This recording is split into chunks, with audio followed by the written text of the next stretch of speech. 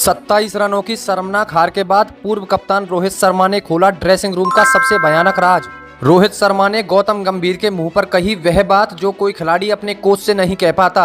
अब नहीं खेल पाऊंगा, यह मेरा आखिरी मैच था। देखिए रोहित का अब तक का सबसे लंबा और दिल दहला देने वाला बयान। रोहित शर्मा के उस विस्फोटक और दर्द भरे संन्यास के बयान को बहुत विस्तार से लिख रहा हूं।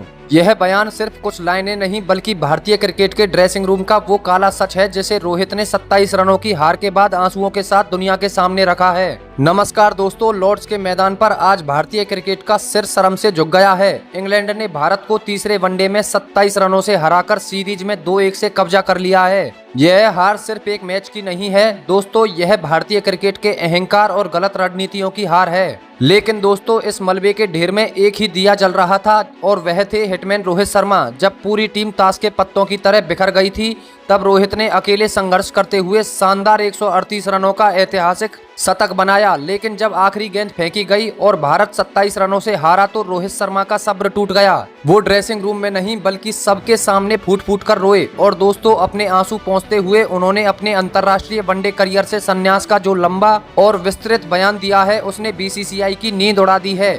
आज हम रोहित के उसी दर्द भरे एकालाप और वनडे क्रिकेट से विदाई की असली वजह का विस्तार से विश्लेषण करेंगे। दोस्तों, रोहित का यह बयान साबित करता है कि भारतीय खराब खेल से नहीं बल्कि खराब माहौल से हारा है। एक डर का वातावरण। रोहित ने खुलासा किया कि ड्रेसिंग रूम में सम्मान की जगह डर ने ले ली थी। खिलाड़ी खुलकर खेलने के बजाय डांट खाने के डर से खेल रहे थे। नंबर 2, संवाद की कमी। कोच और खिलाड़ियों के बीच संवाद टूट चुका था। गंभीर की एकतरफा सख्ती ने खिलाड़ियों को चुप करा दिया था। नंबर 3, मानसिक थकान। 27 रनों की हार यह दिखाती है कि टीम शारीरिक रूप से नहीं बल्कि मानसिक रूप से पूरी तरह थक चुकी थी। मैच की आखिरी गेंद फेंके जाने के बाद जब नम आंखों के साथ मैदान से बाहर आ रहे रोहित शर्मा को ब्रॉडकास्टर्स ने घेरा और उनसे इस सीरीज की हार और अचानक लिए गए संन्यास का असली कारण पूछा तो उन्होंने मुख्य कोच गौतम गंभीर की तरफ सीधा रणनीतिक इशारा करते हुए एक बेहद लंबा, विस्तृत, सनसनीखेज और करोड़ों क्रिकेट फैंस के दिलों को पूरी तरह से चीर देने वाला बयान दे दिया। रोहित शर्मा का वह पूरा विस्फोटक बयान अब इतिहास के पन्नों में दर्ज हो चुका है।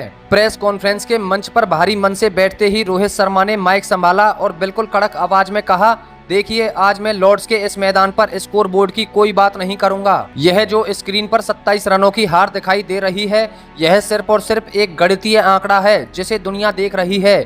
लेकिन हमारी असली और सबसे दर्दनाक हार तो वो है जो पिछले कई दिनों से हमारे भारतीय ड्रेसिंग रूम के बंद दरवाजों के अंदर लगातार हो रही थी, जिसे हमने रोज तिल तिल कर झेला है। इतना कहते ही हिटमैन रोहित शर्मा की आवाज पूरी तरह से भारी हो गई। गला रुंध गया और उनके आंसुओं का बांध कैमरे के सामने ही फूट पड़ा। अपने आंसू पोंछते हुए रोहित ने कांपती आवाज में कहा, मैं यह कड़वी बात आज इस अंतर्राष्ट्रीय मंच पर इसलिए पूरी बेबाकी से कह रहा हूं क्योंकि अब पानी सिर से बहुत ऊपर जा चुका है और इसे दबाए रखना देश के क्रिकेट के साथ गद्दारी होगी। गौतम गंभीर सर अतीत में एक बहुत बड़े और महान मैच विनर खिलाड़ी रहे हैं। उनकी इस महानता पर किसी को कोई शक नहीं है और ना ही हो सकता है। लेकिन एक बात मैनेजमेंट को समझनी होगी कि टीम की कोचिंग करने में और ड्रेसिंग रूम के भीतर तानाशाही चलाने में जमीन आसमान का बहुत बड़ा फर्क होता है। इंग्लैंड के खिलाफ खेले गई इस पूरी की पूरी सीरीज में हमें एक बार भी, एक पल के लिए भी ऐसा महसूस नहीं हुआ कि हम अपने गर्व और सम्मान के लिए टीम इंडिया की जर्सी पहनकर खेल रहे हैं। इसके विपरीत हम सभी 11 खिलाड़ियों को मैदान पर हर मिनट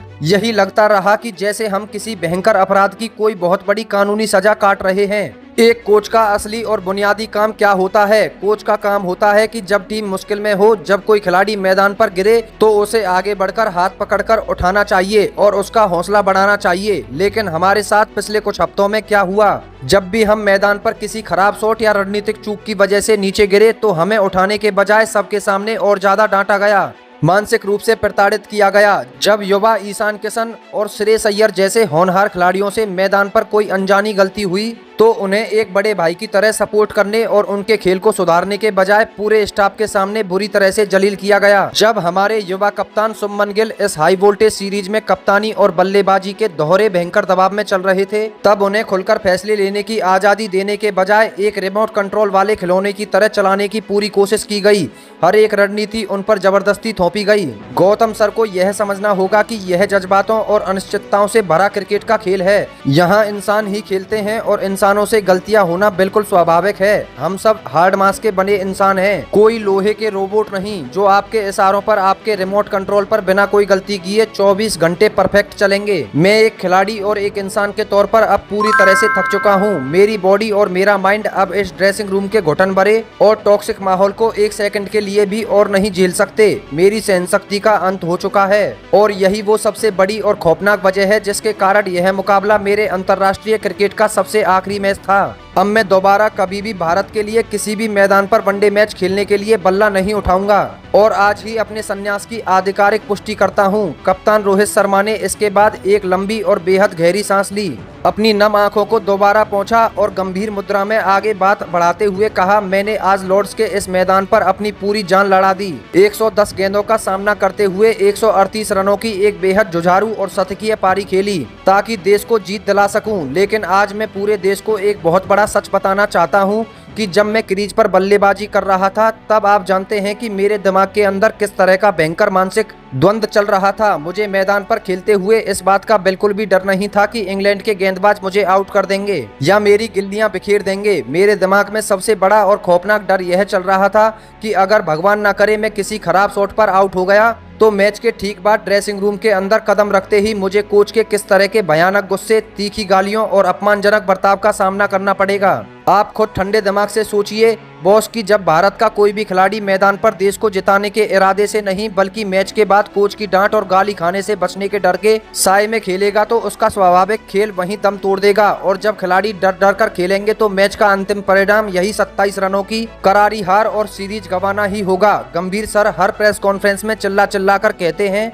कि हमें मैदान पर आक्रामक होना चाहिए, निडर होना चाहिए, लेकिन मैं अपने 15 साल के करियर के अनुभव से यह बात टंके की चोट पर कहता हूं कि असली आक्रामकता खिलाड़ी के भीतर के आत्मविश्वास और स्वतंत्रता से आती है, किसी के थोपे हुए गुस्से या चीखने चिल्लाने से नहीं। उन्होंने अपनी व्यक्तिगत सनक और गुस्से को पूरी टीम के ऊपर जबरदस्ती थोप दिया। उनका जो यह तथाकथित सख्त प्यार था वह दरअसल हमारे लिए प्यार नहीं बल्कि ड्रेसिंग रूम का एक बेहद ही जहरीला, टॉक्सिक और दम घोटने वाला माहौल बन गया था जिसने हमारी जीतने की भूख को ही मार दिया। हमें धोनी भाई की याद आई, वह भी सख्त थे लेकिन वह हमें शांत रखते थे। यहाँ हर सेशन के बाद क्लास लगाई जा रही थी।